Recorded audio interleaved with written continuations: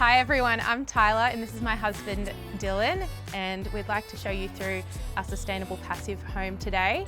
Before we start with the tour, I'd like to acknowledge the traditional owners of the land, the Wurundjeri people of the Kulin Nation.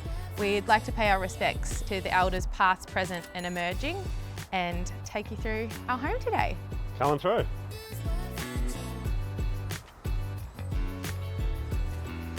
So as a carpenter, as a builder, working in the space, I always had a passion for sustainability.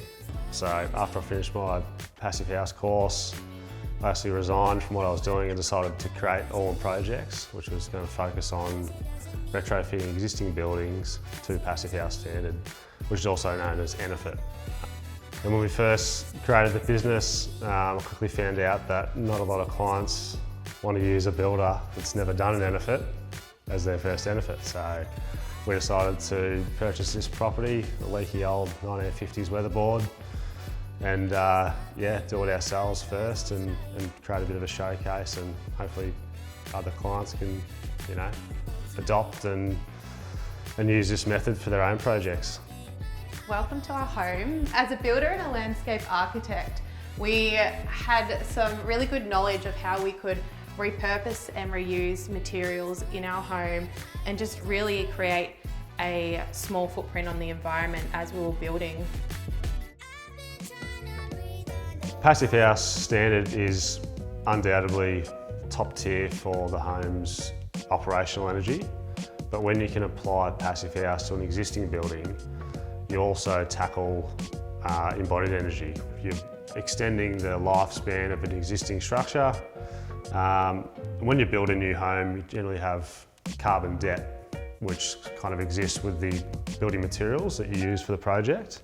So when a home's constructed from new, each product that gets used in that particular project has the entire process attached to it. So it's the extraction, the manufacturing, transport, everything on site, and then the recycling attached to it as well at the end of life.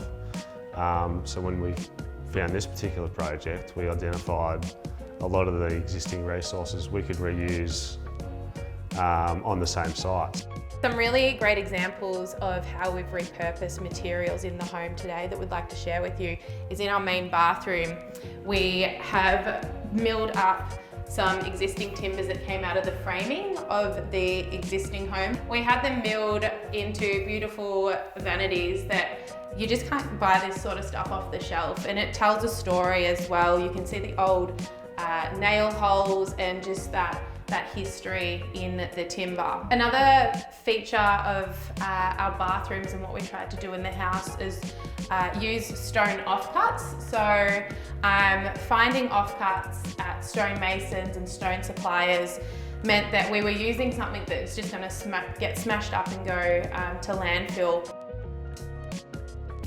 A lot of people, when they think Passivhaus or sustainable building, they think new homes.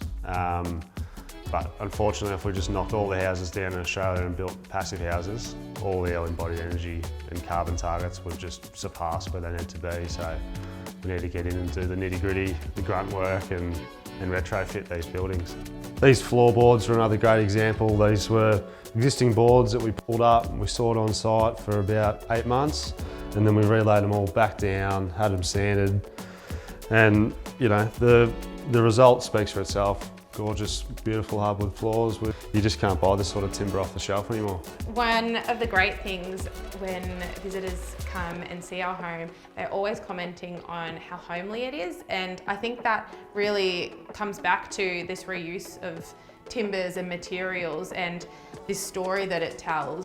When you retrofit an existing building, you keep the history and the stories that comes with the building when you start the project. So we've got neighbours that we've met since moving in here that have lived in the street for 50 years and still keep in contact with the original owners of this house. And they update them about the project, and there's still that connection, the history and the stories of that family living here for decades.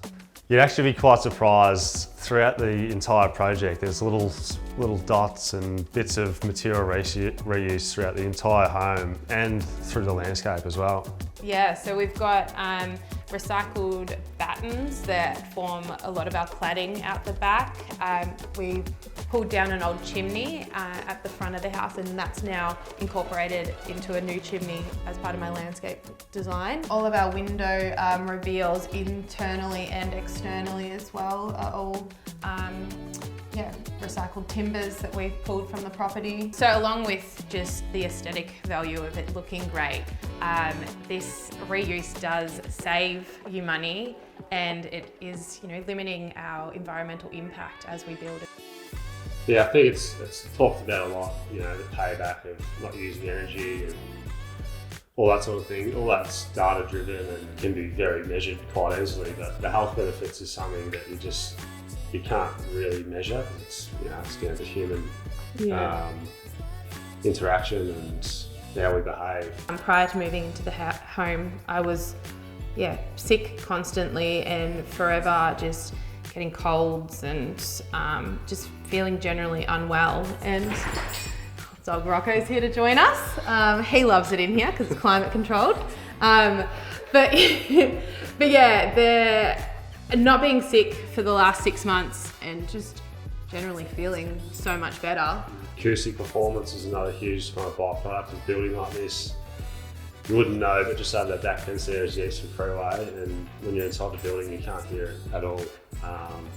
You can sleep and it's nice and peaceful and quiet, and it's just a really calming space. You're just like in your own little sanctum in here, which is really, really cool. There's obviously a lot of pollution and things that comes off all of that, which is completely mitigated by the heat recovery ventilation system. So I think we are going through filters maybe more than some if you weren't living this close, but to know that that's dealing with all that pollution and it's not going into their lungs is a good feeling.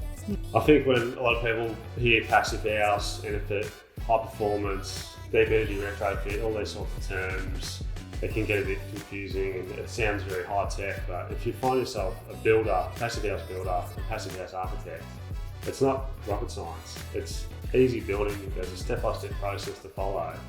And it's achievable by any builder who wants to just put themselves at it and learn the process. I think it's really exciting for this project where we've been able to hit energy efficiency, health, comfort, a beautiful space, and it is achievable and affordable as well.